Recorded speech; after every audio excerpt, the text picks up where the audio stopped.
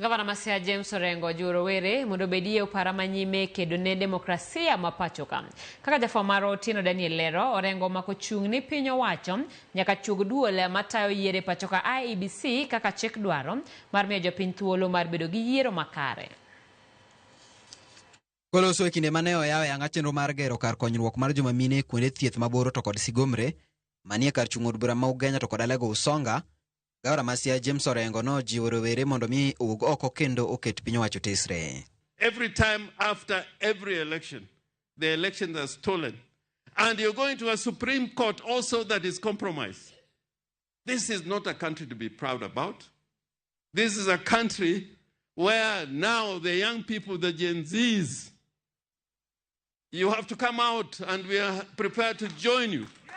Yeah, so we have to change. We have to change this thinking. And I'm telling the people of the Republic of Kenya, from Sigomre today, things are not right in Kenya.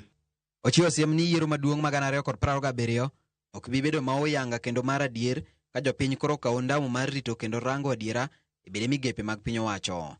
Orengo bende onyiso kibaji mare ewi duol mochung' ne tayo yiero pachoka IEBC koni duolno nyaka koro chuogi kalore gi chike mathurka.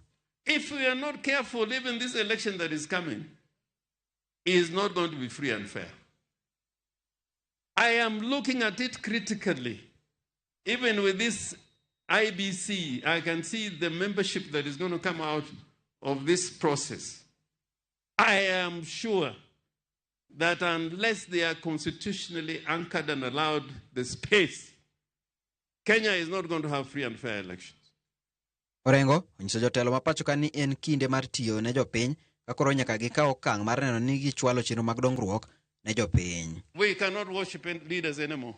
This is the time for leaders to be responsible and accountable to citizens, wananchi of the Republic of Kenya. And this constitution wanted us to have a democracy based on merit. If you read the constitution, the idea of leadership based on meritocracy is fundamental.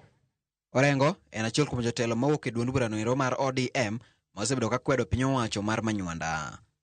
Tino Daniel Ramogi TV.